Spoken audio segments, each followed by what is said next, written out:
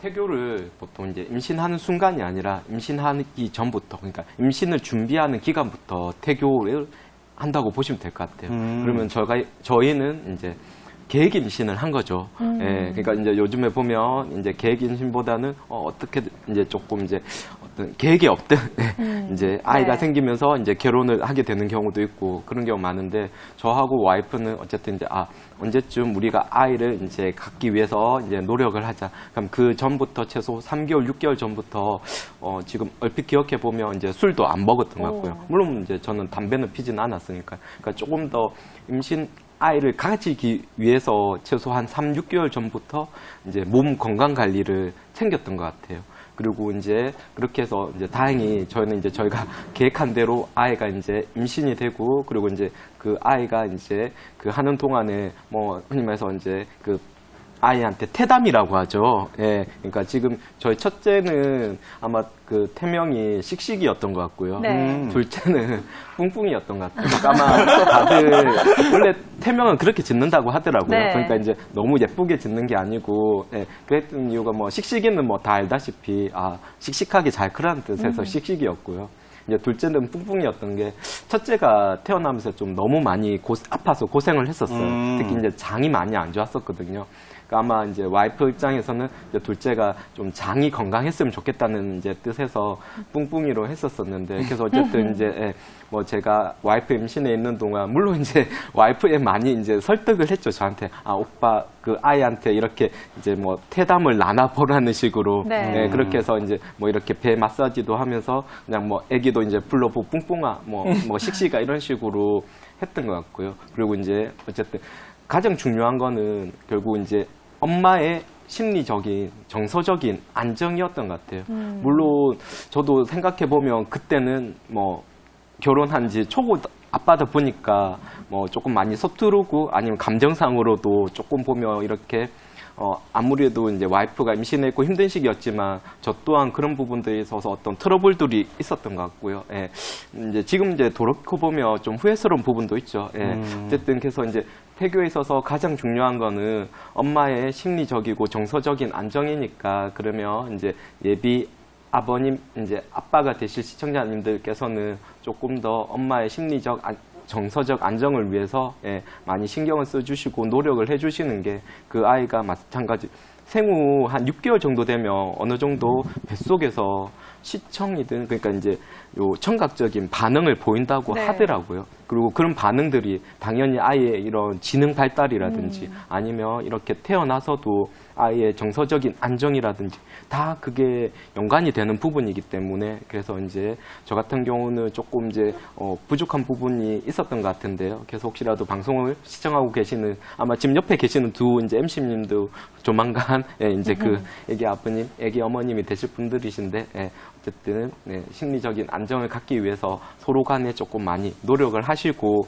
뭐 당연히 아이하고도 이제 엄마하고도 잦은 스킨십이라든지 이런 것들을 꾸준히 하시고 그리고 마찬가지 어느 정도 미리 임신을 하기 전부터 많이 준비를 해주시면 훨씬 더 아이의 태교에 많이 도움이 되실 겁니다. 앞에서도 이제 건강에 이제 영향을 미칠 수 있는 부분에 있어서 이제 어느 정도 이해범 원장님께서 얘기를 하셨었는데요. 그러니까 이제 좋은 것들 이렇게 많이 먹는 것도 중요하지만 이제 간혹 이제 어머님들 중에서 이제 그 전에 기호식품 뭐 거기에는 이제 술도 포함될 수 있고요. 아니면 이제 카페인 이제 이런 뭐 커피도 포함될 수 있는 거죠. 그래서 이런 당연히 술이나 담배는 절대 해서는 안 되고요. 그리고 마찬가지 카페인 성분들도 너무 과량 섭취했었을 때는 조금 더 자녀의 이런 지능 발달에 조금 부작용, 그러니까 해를 끼친다고 밝혀져 있거든요. 그리고 이게 조금 잘못했었을 때는 뭐 유산이라든지 조산의 원인도 될 수 있기 때문에 조금 이제 기호식품 중에서 안 좋은 기호식품들은 좀 무조건 끊으시는 게 좋고요. 그리고 이제 뭐 정서적 안정 이런 부분이 제일 중요한 것 같아요. 그러니까 이제 어떻게 보면 임신해 있는 동안에는 이제 주변에서도 아마 그런 얘기 많이 하실 거예요. 정말 좋은 것만 보고 좋은 것만 들으라고. 그러니까 어쨌든 결국에 그 엄마의 심리적 정서적 안정이 그 아이가 나중에 이제 태어났었을 때, 그러니까 요즘에는 많이 과학이든 의학이 발달해 있기 때문에 어머님한테 어떤 건강상의 문제를 끼칠 일은 거의 없다고 보시면 될 것 같아요. 그럼 결국에는 그 자녀가 그 아이한테 결국 제일 중요한 이제 출생했었을 때 그 아이가 어느 정도 심리적인 안정이든 건강상의 안정이든 가장 크게 영향을 미칠 수 있는 거는 엄마의 정서적 안정성인데요. 그럼 결국 엄마가 정서적으로 안정을 이루려면 이제 가족, 특히 이제 구성원 중에서도 이제 남편이 될 거고 아니면 뭐 시댁이든 친정에서 이런 부분에 조금 많이 협조가 필요할 것 같습니다.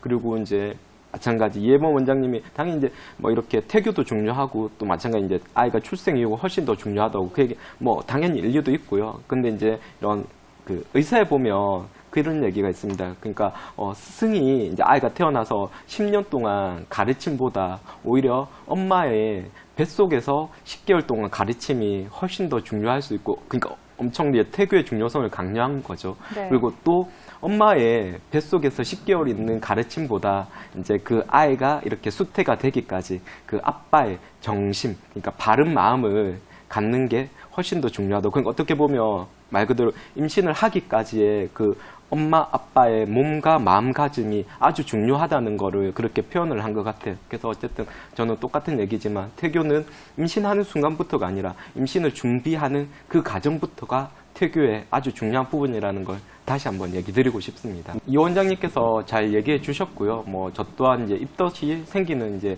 양방의학적인 이론으로 보면 이제 주로 이제 호르몬적 변화, 그러니까 에스트로겐이 상승을 한다든지, 그리고 혈청에는 육모성, 성성 자극 호르몬이 이렇게 상승, 이 두 호르몬의 상승으로 주로 이제 설명을 많이 하고 있고요. 그리고 입덧 같은 경우는 생리적으로 보고 있습니다. 그러니까 어떤 병리적인 반응이 아니라 그냥 누구나 다 임신을 하면 임신 초기, 보통 이제 3개월이 지나면 거의 대부분 소실이 되는데요. 그러니까 어쨌든 12주 이내에 과반수 이상이 그냥 이렇게 생길 수 있는, 단지 아주 심해서 구토까지 하고 탈수라든지 어떤 몸에 심각한 전해질 손상까지 일으키는, 아니면 그 정도는 아니, 그냥 조금 불편하고 조금 생활하는 그 정도의 차이인 거지. 그래서 그냥 입덧은 어떻게 보면 임신을 하면서 자연스럽게 생길 수 있는 하나의 생리적인 반응이라고 보시면 될 것 같고요. 그리고 이제 제가 예전에 이렇게 이와 입덧과 관련해서 이제 찾아본 이제 미국이라든 이런 논문을 봤었을 때 오히려 그냥 결론적으로는 입덧이 심하면 심할수록 오히려 건강한 아이를 출산했었다는 이런 논문들도 있었었거든요. 물론 이제 그 전제 조건은 산모가 어떤 입덧이 너무 심해서 건강에 큰 해를 끼치지 않는다는 이제 전제 조건이 있는 거죠. 그래서 그냥 오히려 그냥 건강한 입덧이 조금 오래되는 거는 오히려 건강한 아이를 출산할 수 있는 그냥 하나의 미리 이제 뭐 예고편이라고 하면 그렇지만 그렇게 받아들이시면 좋을 것 같고요. 그리고 마찬가지 조금 더 이제 그 신기에 당기는 거는, 저는 이제 그 학교 때 본초 교수님이 이제 그런 얘기를 해주셨는데, 물론 이제 완전 과학적으로 증명된 건 아니지만 어쨌든 한의학에서 우리 몸에서 이제 약간 먹었었을 때 이렇게 레몬처럼 새코로만 이런 맛들은 이제 기운을 이렇게 새는 거를 잡아준다고 합니다. 그러니까 어차피 이제 임신을 했었을 때 임신 초기에 가장 중요한 거는 그 수태한 아이가 이렇게 잘 착상이 되는 부분이죠.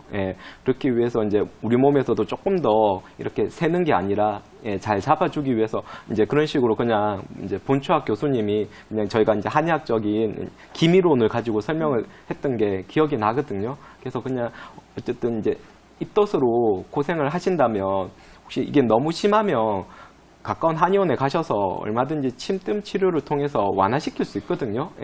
그렇기 때문에 너무 그냥 참기만 하기보다는 꼭 가까운 한의원 가셔서 진료 받으시고요. 그리고 마찬가지 미국에서 어차피 우리나라 임신부만 입덧을 하는 게 아니라 전 세계 모든 임신부들은 입덧으로 고생을 하는데, 오히려 지금 미국 같은 경우는 이제 생강 아시지 않습니까?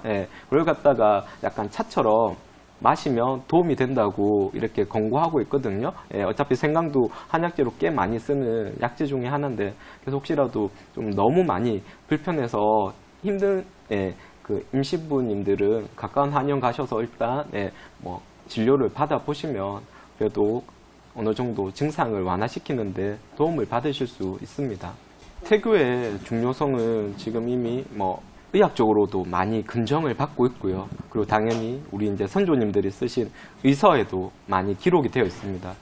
의서에서 가장 먼저 언급을 하고 있는 부분은 이제 당나라에서 쓴 당나라 시대에 저술된 청건방이라는 아주 유명한 의서가 있는데요. 거기에 보면 10월 양태론이라고 해서 당연히 이제 임신해 있는 동안 이제 아이를 어떻게 양태해야 될지 그리고 이제 어떤 태교를 해야 될지 이런 부분들이 기술이 되어 있고요. 당연히 우리나라 이제 의서 중에서는 동의보감에 보면 이제 먹는 음식 금기해야 될 음식이라든지 마찬가지 약재. 그러니까 오히려 지금 보면 저희가 식품으로 먹는 것들이 꽤 한약재하고 겹치는 부분들이 꽤 많습니다. 예. 그래서 가장 최근에 제 아는 지인 중에서 너 이제 몸이 조금 안 좋아서 쌍화탕 잘 아시지 않습니까? 네. 그죠. 예. 그래서 이제 조금 먹으려고 하는데 먹어도 되냐고 해서 먹어도 된다고 대신 이제 그 먹으려고 하시는 분이 지금 이제 임신을 준비하고 있다고 하더라고요. 대신에 이제 임신하고 나서는 그 쌍화탕에 뭐 대표로 들어가는 약재가